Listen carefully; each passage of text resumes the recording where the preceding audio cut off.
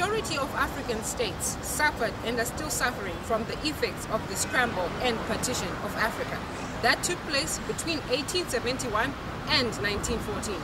Welcome to The Diplomat, a program that explores Zimbabwe's relations with other countries and relations amongst nations of the world. On today's program, we focus on Ethiopia, a country that successfully resisted colonization and domination by any foreign states.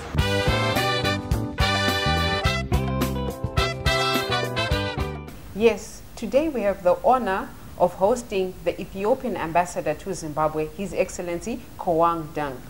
Thank you so much, sir, for your time. Thank you for having me. Sir, most African countries are still reeling from the effects of imperialism and colonization. Yet, during the 19th century scramble for Africa, Ethiopia was the only country besides Liberia to retain its sovereignty as an independent country. How did Ethiopia resist? Yes, Ethiopia is the only African country that was never colonized. Definitely, Liberia has got its own history. But Ethiopia, I think, is the only one country that was never colonized. And that didn't come by accident. Several powers, they tried to invade Ethiopia. If you take the most serious one, for example, Italy invaded Ethiopia 2 times. Invaded Ethiopia in 1896, but they were defeated in the Battle of Adwa in the same year. And then after they were defeated, and then they went back and occupied Eritrea. And Eritrea became their colony for almost 5-6 decades. But after the defeat in the Battle of Adwa of 1896, they came back 40 years later on, in 1935, just shortly before the Second World War. They invaded Ethiopia, but of course this time they came with a lot of technology, and they were able to push out the emperor. Despite the emperor resisting, they pushed out the emperor. At the time, the emperor asked for protection from the League of Nations. But instead of the League of Nations coming for protection, they slammed Ethiopia with a sanction, harm embargo, and together with Italy, knowing very well that Italy produced arms, but Ethiopia did not produce arms. So it was in effect helping Italy to occupy Ethiopia. So Italy went on to occupy Ethiopia for 5 years, and then they were just pushed out just shortly after the onset of the Second World War, when they declared war against the Allied forces, and then our guerrillas at the time, getting assistance from the Allied forces, they pushed out the Italians. But beside the Italians, there were several also invasions. The Ottoman Turkey invaded Ethiopia. Egyptians invaded 2 times, and even the Sudanese and so on. So it was not by coincidence, but that sovereignty was kept really throughout the country, throughout all the centuries and so on. So Ethiopia, that's why Ethiopia was the only one country that was successful in defending its sovereignty. You spoke, sir, about sanctions against Ethiopia, and that speaks a lot about double standards when it comes to the League of Nations. What is your view of the sanctions against Zimbabwe at the moment? Sanction against Zimbabwe, as everybody knows, is a unilateral action taken by certain countries. And this has never been discussed in the OAU, it has never been discussed, in the African Union, and it has never been discussed in the UN. So it's just a unilateral thing, and personally, and also my country, think it's really unfair for that sanction. But of course, it's a unilateral thing that certain country took the decision. So it's unfair, and we don't support it. Since Ethiopia retained its sovereignty, what role did it play in facilitating the independence of fellow African states, Zimbabwe included? The African unity came, from the Pan-Africanism, the Pan-Africanized ideology, which means the Pan-African ideology, it is about having solidarity of the black people, black race throughout the world. And that the ideology of the Pan-Africanism had been also assisted very much by the spirit of Ethiopia. Ethiopia being successful in depending on its sovereignty, it's inspired the Pan-Africanists, and also later on inspire also many rebel fighters. Ethiopia has given military support in terms of training and in terms of logistics to the freedom fighters in Zimbabwe. But it's not only that. Even before that, the Emperor Haile Selassie also gave a big support to the ANC.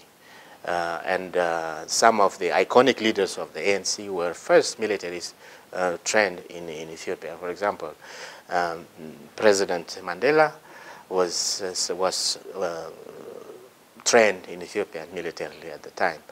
It's not only that, Ethiopia also supported Namibians also, and politically as well as militarily. So Ethiopia, besides contributing on the side of as a member of the OAU, it has also contributed very much individually in supporting the rebel movement that were, especially on the Southern African region.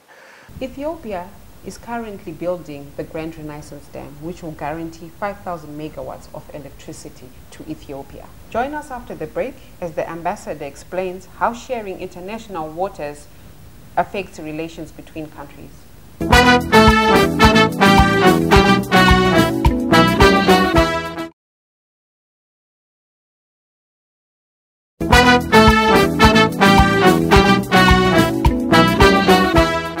Welcome to the second segment of The Diplomat. Your Excellency, Ethiopia is about to complete the Grand Renaissance Dam, which is going to guarantee 5,000 megawatts of electricity to Ethiopia. And Zimbabwe wants to do the same with the Zambezi River to help in the drought-prone Matebele land. How exactly does sharing international waters affect nations? Sharing international water definitely is a very important thing, because this is a resources that has been given, or the resources that is traveling through several countries, and then there is a need really to share it. And what Ethiopia is doing currently, Ethiopia is constructing the Grand Renaissance Dam, and it's just only using it for hydroelectricity, which means it's just only stopping water, and then after the water turns the turbine, then the water goes down. Ethiopia is conscious that this water is being shared by many countries, and therefore whoever will use it so that it doesn't significantly harm the other or the downstream countries. And with that, Ethiopia has made a caution that to bring confidence among the countries that are on the downstream, Ethiopia has agreed to form a joint expert panel consisting of experts from Ethiopia, from Sudan, and from Egypt. And that expert panel had worked for a year and released their report last year. Significantly, the finding was that this dam will not affect significantly Egypt or Sudan. So this is what we want, because it's a resource that we share, and therefore we don't want to harm anybody. But on the other hand, this Grand Renaissance Dam will increase really the electricity production of Ethiopia. Currently, we are producing 2,200. But when the Grand Renaissance Dam and other dams finish in 3 years' time, then we are going to have between 8,000 to 10,000 megawatt. And that will really cover what we need, our electricity need, and then we can also export to the sub-region. We have already started exporting, for example, to Djibouti. We have an agreement with Kenya, and also we are now testing to export power to Sudan. When we come to to Zimbabwe, I think it's really very important that the water which is really being shared, and then is shared in the way that it benefits everybody. And also, we in East Africa have a lot of things to learn also from what you have been using, because you have been using this water for a mutual benefit and without any big trouble. So we have a lot of things to learn. In our case, we have been struggling really to do, because there were some controversies, because Egypt, as the longest river, there were some 2 colonial treaties that were signed. But Ethiopia and most of the other riparian countries were not a part of them. They were mainly either signed between Egypt and Britain or Sudan and Egypt. And therefore, all other countries were not involved. Even Ethiopia, that was at the time an independent country, and providing 85% of the water, was not a party to it. So it has been a problem that with some countries saying this colonial treaty have to be recognized. But we say, no, let's have a new way of sharing. And therefore, because of that, we were able to negotiate for 10 years the cooperative framework agreement that was signed. It's now signed by 7 countries, and but still Egypt, Sudan, and DRC have not signed. Of course, it's Egypt and Sudan that have some reservation on that. That agreement is about starting a negotiation so that this river, which is shared by 10 countries, will benefit all. Because the colonial treaties, they were benefiting few.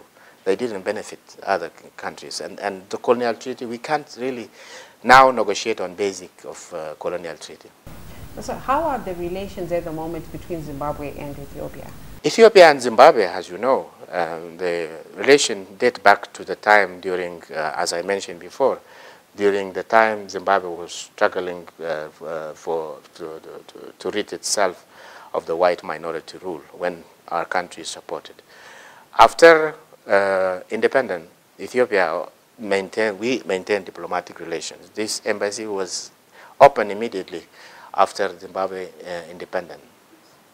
And then, of course, Ethiopian Airlines also have maintained services to Zimbabwe for a long time. Even, you remember, even during your time when you have the problem with during the election, when there was this hyperinflation and something, Ethiopian Airlines did not withdraw, because at the time, Ethiopian Airlines was complaining that they were losing money. And at one point, they even asked the government if they could withdraw. But the government said, no, you can't withdraw, because Zimbabwe is our friend, and we cannot abandon our friend because of, a temporary problem, something like that. If it is at all really a big problem, you better reduce the frequency of flying in. Then they reduce the frequency of flying in. But now, economy has improved, and they are really, making business. They are flying every day to Zimbabwe. So it's one institution that have maintained really good link between the two countries. But despite these long historical relations, we have not been able really to augment it with economic cooperation and business. It's not much, and exactly this is what we are trying to do now, because this is a time for business diplomacy. This is a time to make business between the countries, to make cooperation between the countries. So on the one hand, we are trying to link up the business people, traders, so that they trade among each other. This is one thing that we are doing. The second thing that we want to do now is that since Zimbabwe has launched the Zim asset, which is a blueprint for the economic development in the next 5 years. It's really a good thing. And we have a similar economic blueprint. We call it GTP, Growth and Transformation Plan. We are now on the 4th year of implementation. And we have already gained a lot of experience in that. Some of the experience we could share with our Zimbabwe friends. For example, we have had really very outstanding achievements in the GTP. For example, if we take the leather sector, it has developed very, very, very well and is still developing. This is one thing that we could share. And then if we take also our, there is a big project that the government is carrying on, especially on the infrastructure, building low-cost houses. It's also a very big, huge project. To just show you how big it is, in Addis alone, for example, in the last 3-4 years, the government was able to build 100,000 units and hand it over to the new owner. Now, currently, as we are talking, there are 92,000 units under construction in Addis. So it's a very big project that we are talking about. A friend is someone who sticks by you through thick and thin. Ethiopia is a friend to Zimbabwe. Join us after the break as we continue to discuss the relations between Zimbabwe and Ethiopia.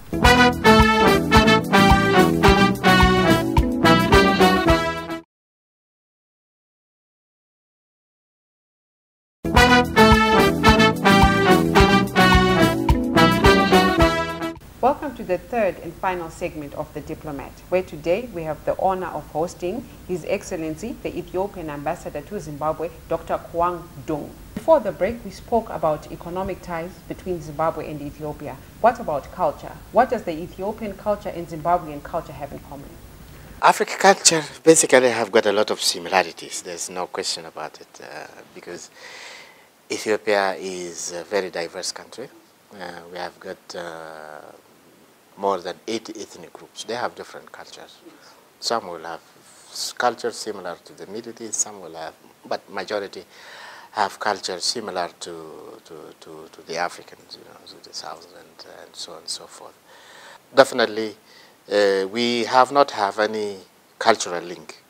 There are no many, groups traveling between Ethiopia and Zimbabwe. Only last year we were able to bring a cultural troupe to Zimbabwe. We brought a cultural troupe from the Ethiopian National Theatre, and they performed during the carnival, the first Harare City Carnival.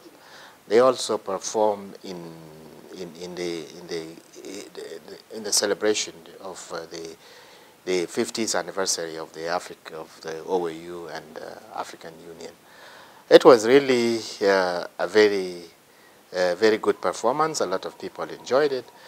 And I think we need to have such more connections so that, people go from here, they go and show the Zimbabwean culture, and then Ethiopian come and they go and show, Ethiopian culture. It's very important because Africans, they need to know each other. We don't know each other.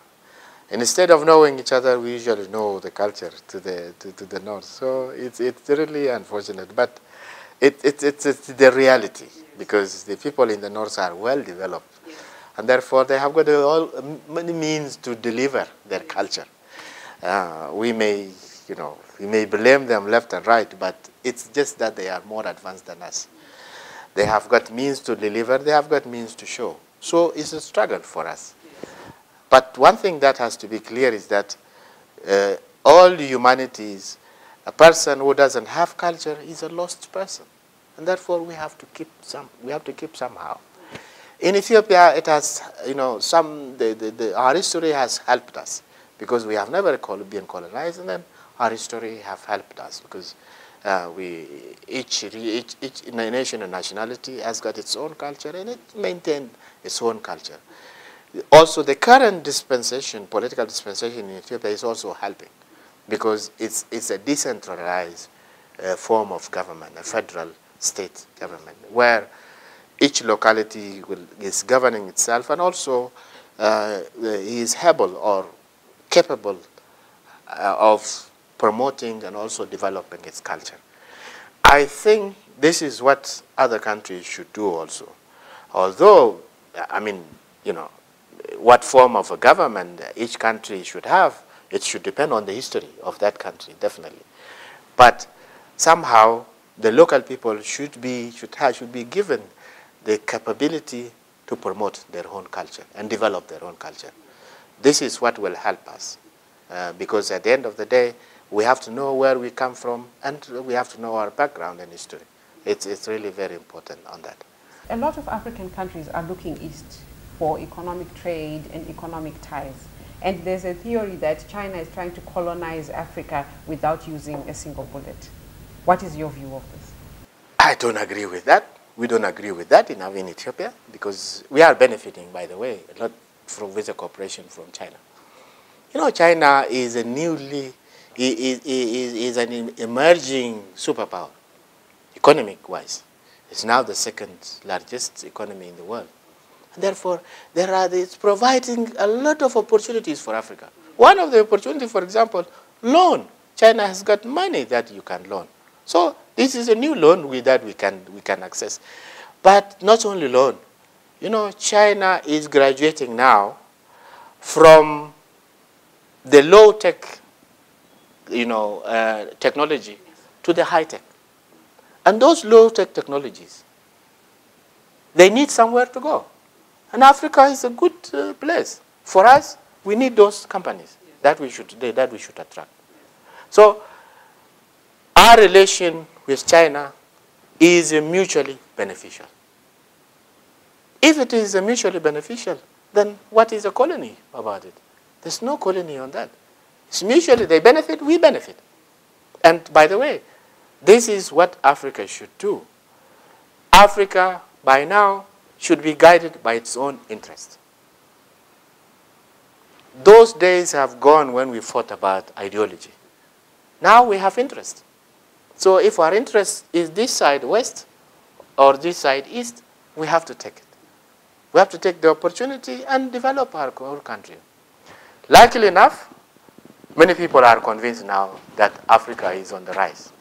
And they are coming in, either from the west or from the east. So I don't agree with those people saying it's a colony. There's no colony here. It's a mutually beneficial. We want the loan. We want the technology from China. China wants the resources, natural resources from us. Mutually beneficial. Thank you so much, Ambassador, for your time. Any last words to Zimbabwe? I just want to congratulate Zimbabwe for carrying out a very successful, a very peaceful election. Zimbabwe people have spoken. They have chosen a party that will lead them for the next 5 years. What remains now, the party, of course, have to deliver, because Zimbabwe people need the economic benefit. And therefore, with the new government launching the Zim asset, I think all of us, all of you Zimbabweans, should really try to implement this. Because now, what is important in the world now is economic development. And this is it. If you support it, definitely you will succeed. There's no reason. Such type of plan, economic development, is working in our country. There's no reason why it cannot work in your country. So you just only be faithful and passionate about the implementation of that. Definitely you will make it. Thank you so much, sir, for your time. Thank you.